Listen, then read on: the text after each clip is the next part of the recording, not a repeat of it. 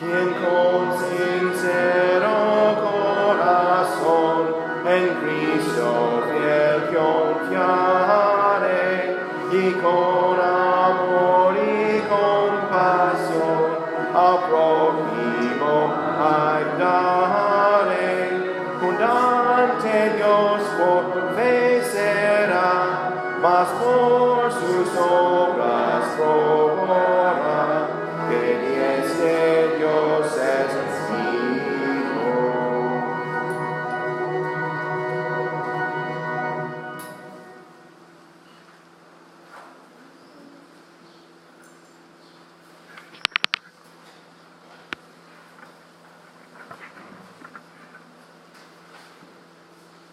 Ponte de acuerdo con tu adversario pronto, entre tanto que estás con él en el camino, no sea que el adversario te entregue al juez, y el juez al alguacil, y seas echado en la cárcel, hasta que pagues el último cuadrante. Este es el Evangelio del Señor. ¿En serio? ¿Es Evangelio? Esta es una buena noticia que nuestro adversario puede echarnos en la cárcel hasta que paguemos el último cuadrante, es decir, el último céntimo de nuestra deuda. No me suena como una buena noticia. Pues entendemos que la palabra evangelio tiene matices de significado. Los 4 libros que se llaman evangelios son en total claramente buenas noticias, pero no son exclusivamente llenos de buenas noticias en cada versículo. Toda la Biblia es una mezcla de ley y evangelio, desde Génesis hasta Apocalipsis. Pero es un poco gracioso cuando nuestra lectura del evangelio en un determinado domingo termina en una palabra de ley muy fuerte y luego digo, este es el evangelio del Señor. Pero la cuestión más importante es, ¿qué haremos con esta palabra de Dios que hemos oído hoy? Es cierto que el discurso de Jesús que hemos oído es fuerte. Fíjate cómo el Señor nos pone muy incómodos. Dice que la ley de Dios tiene que ser cumplido 100% sin excepción. Ni una jota ni una tilde pasará de la ley hasta que todo se haya cumplido. Además, nuestra injusticia tiene que superar la de los fariseos. ¿Quiénes serían las personas más religiosas que nunca hubiéramos visto? Y la interpretación de la ley por Jesús es novedosa y sumamente exigente. Él dice, oísteis que fue dicho a los antiguos, no matarás, y cualquiera que matare será culpable de juicio. Pero yo os digo que cualquiera que se enoje contra su hermano será culpable de juicio. Y cualquiera que diga necio a su hermano será culpable ante el concilio. Y cualquiera que le diga fatuo o idiota quedará expuesto al infierno de fuego. Y finalmente Jesús pone la carga de ser justo directamente sobre nuestros hombros. Ponte de acuerdo con tu adversario pronto, entre tanto que estás con él en el camino. No sea que el adversario te entregue al juez, y el juez al alguacil, y seas echado en la cárcel. De cierto te digo que no saldrás de allí hasta que pagues el último cuadrante. Eso es de verdad una mala noticia para nosotros. Para los cristianos, igual para los incrédulos. Porque según Jesús, asesinamos los unos a los otros cada día. El enojo y los insultos son tan comunes en nuestra vida como comida y bebida. Y lo peor es que el Señor continúa en la misma línea en los siguientes versículos de Mateo capítulo 5, enseñándonos sobre el adulterio de los pensamientos, la realidad mentirosa de todas nuestras promesas, y el requisito de Dios que amemos a nuestros enemigos. Según la proclamación de la ley por Jesús, somos perdidos, sin esperanza. Yo solía pensar que la iglesia inventó el purgatorio en la Edad Media por razones pecuniarias, para ganar más dinero.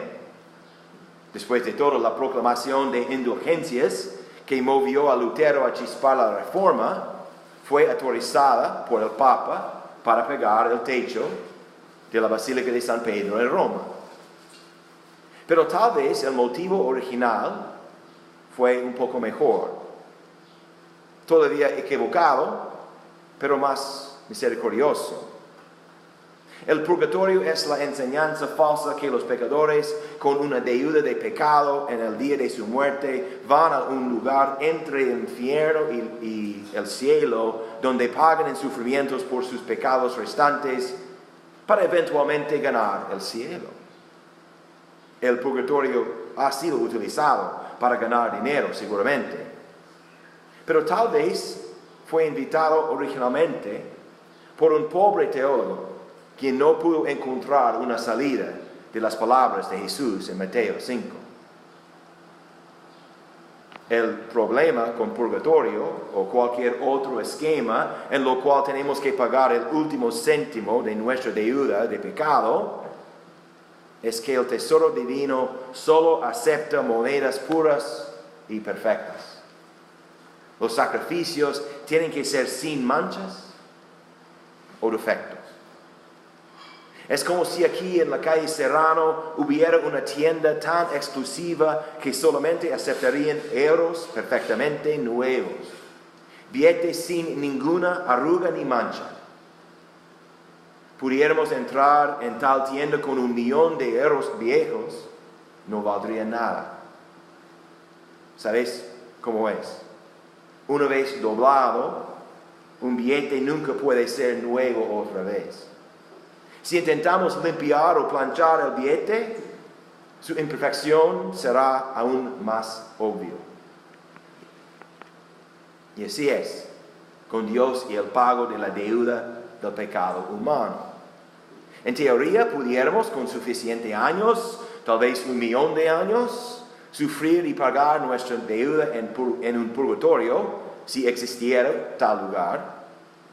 Es teóricamente posible, excepto por el hecho que ninguna obra de expiación que ofrecemos puede evitar ser manchada por nuestra pecaminosidad.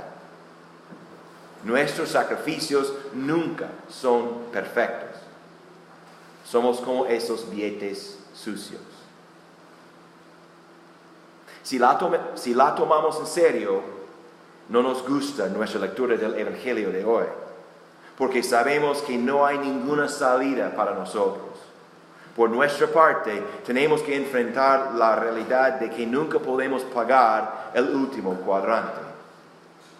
Mala noticia, sin duda. Pero no desesperes. El discurso de Jesús hoy es muy duro, pero no desesperes. Porque no es sobre vosotros. No es sobre ti, ni es sobre mí. Jesús proclama la verdad. Es la palabra de Dios y la interpretación correcta de la ley. Y como cada palabra de Dios tiene una aplicación para nosotros. Pero primeramente y principalmente, como fue su hábito, Jesús está predicando acerca de sí mismo. A veces es más obvio que otros, pero Jesús fijó el patrón en su primer sermón registrado. Cuando entró en la sinagoga de Nazaret, leyó las promesas de Isaías del Salvador que vendría y luego dijo: hoy esta escritura está cumplida en vuestros oídos, hablando de sí mismo. O cuando antes de su cruz en San Juan y después de la resurrección en San Lucas, Cristo explicó que todas las escrituras, todo el Antiguo Testamento, habla de Él y su misión.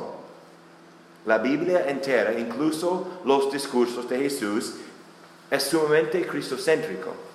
Es todo sobre el Hijo de Dios, hecho hombre. ¿Y qué buena noticia es esto? Volvamos a Mateo 5 un momento y veréis lo que os digo. Nos desmayamos cuando dice Jesús, ni una jota ni una tilde pasará de la ley hasta que todo se haya cumplido. Pero escuchad bien. Justo antes el Señor dijo algo muy importante. No penséis que he venido para abrogar la ley o los profetas. No he venido para abrogar, pero para cumplir. Jesús vino a cumplir la ley en su totalidad hasta la última tilde. Y esto es exactamente lo que Él ha hecho con su vida sin pecado. El autor de la ley, Dios mismo, ha bajado de su trono y ha entrado en nuestra carne para cumplir su propia ley en nuestro lugar. En Cristo la ley ya está cumplido. No queda ningún requisito para cumplir.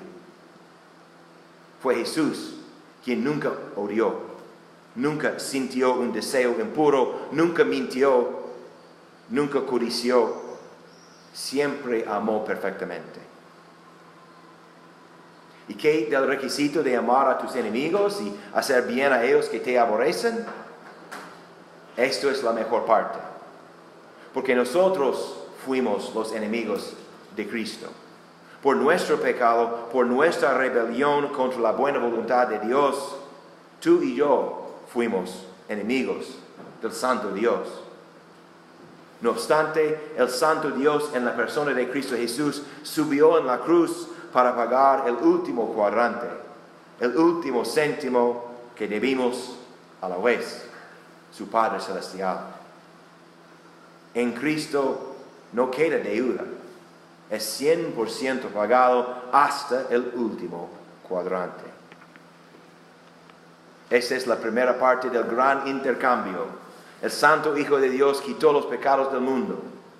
Todos los pecados de todas las personas son totalmente expiados, pagados no con plata ni oro, pero con su inocente sufrimiento y muerte y su preciosa sangre. Su sangre es el pago puro, el billete de euros de valor infinito y sin mancha, la expiación que hace puro y limpio todo lo que toca.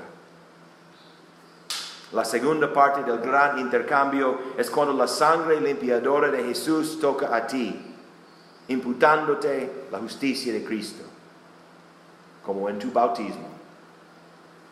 ¿O no sabéis que todos los que hemos sido bautizados en Cristo Jesús, hemos sido bautizados en su muerte? Porque somos sepultados juntamente con Él para muerte por el bautismo, a fin de que como Cristo resucitó de los muertos por la gloria del Padre, así también nosotros andemos en vida nueva.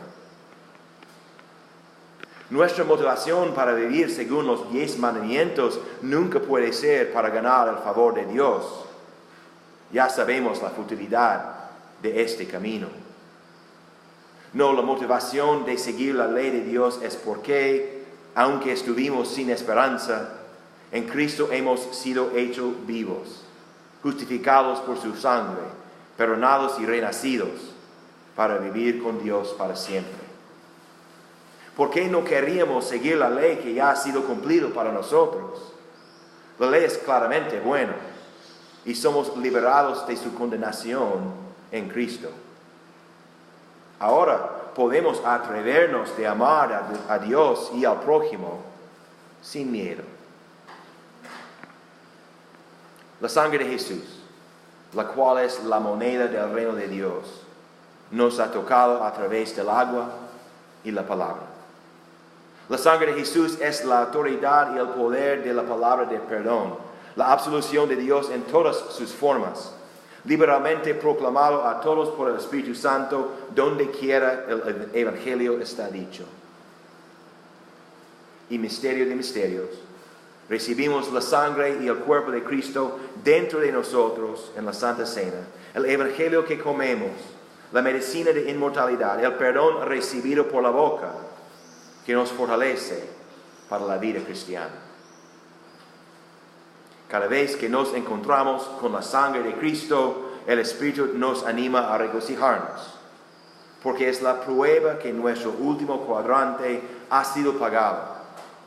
Y debido a esto, somos liberados hoy y hasta la eternidad para vivir y amar en el nombre del Padre y del Hijo y del Espíritu Santo. Amén.